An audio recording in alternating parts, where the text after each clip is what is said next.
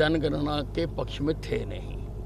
हमने तो हमेशा हिंदुस्तान को एक माना है और अब तो प्रधानमंत्री जी ने अपने जो तय करती है कि युवा, महिलाएं, किसान और गरीब 4 वर्ग हैं हमारे देश में, वो अपना जो फोकस करना है वो इन 4 वर्गों पर करना उन्होंने बता दिया। जातिगत वरना करके तो ये देश को पाड़ते हैं और ये देश को पाड़ने के एक्सपर्ट हैं।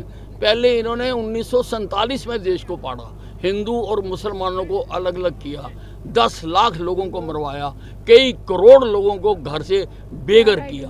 फिर इन्होंने 1984 में भाइयों को भाइयों से लड़वाया, हिंदुओं को सिखों से लड़वाया और तब इन्होंने लगभग 3000 सिखों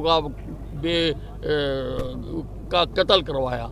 फिर अब ये जातियां बढ़वाना चाहते हैं, कभी ये उत्तर और दक्षिण बढ़वाना चाहते हैं। इनके पास कोई भी जो विकासात्मक योजना नहीं है, केवल ये भावनाएं भड़काकर अपनी राजनीति करना चाहते हैं। मुझे ऐसा लगता है कि राहुल गांधी को मालूम नहीं है कि उनके दादा दादी क्या करते रहे इस देश के साथ।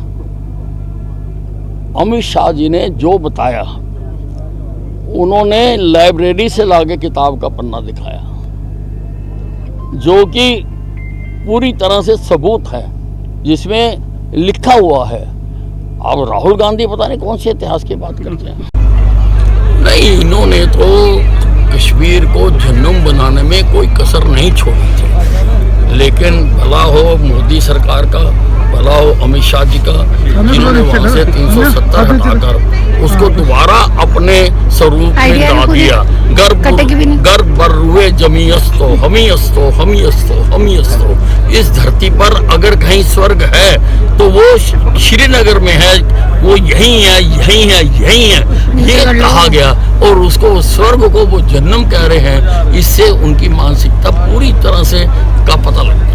सुरजेवाला ने कहा कि इसी का मतलब इलेक्टोरल क्रेडिबिलिटी होता था, लेकिन आजकल इलेक्शन कंप्रोमाइज हो गया है।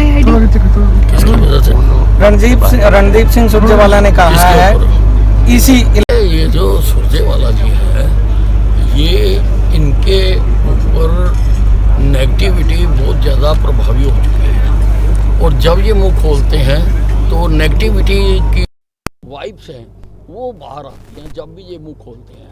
चुनाव आयोग अपना काम सही तरीके से करता है, अब उसके ऊपर भी टिप्पणियां करना और चुनाव हार जाना, तो कभी चुनाव आयोग पे टिप्पणी करना, कभी वोटिंग मशीन के ऊपर टिप्पणी करना, ये इनकी आदत है।